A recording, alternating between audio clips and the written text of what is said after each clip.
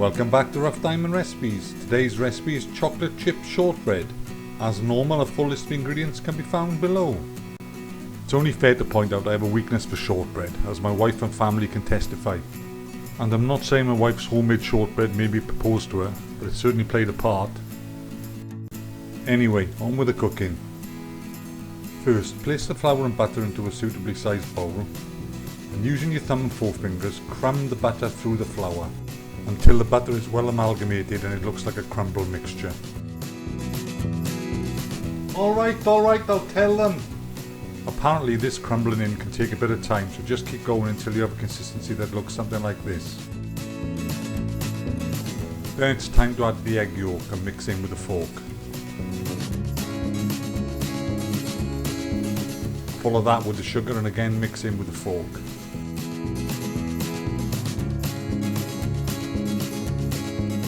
And lastly add the chocolate chips. This is where you get in with your hands. Mash and crunch up the mixture until it comes together to form a ball. Then spread out a sheet of greaseproof paper onto an oven tray. Then place the shortbread mixture between two sheets of greaseproof paper and use a rolling pin, roll out to about 1/2 inch thickness.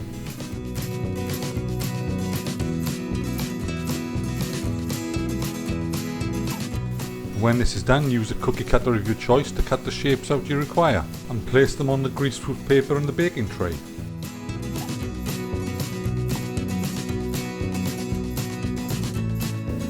Then form any remaining shortbread mixture into a ball and repeat until it's all used up.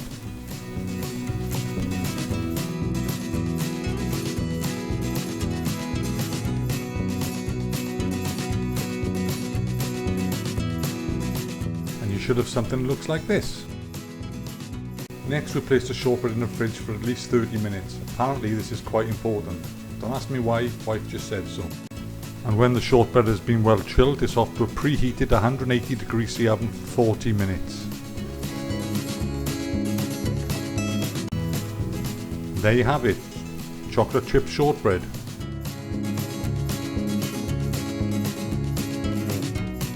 Hope you enjoyed this recipe. Feel free to subscribe, share and like, and hopefully we'll see you soon again on the next one. Bye for now.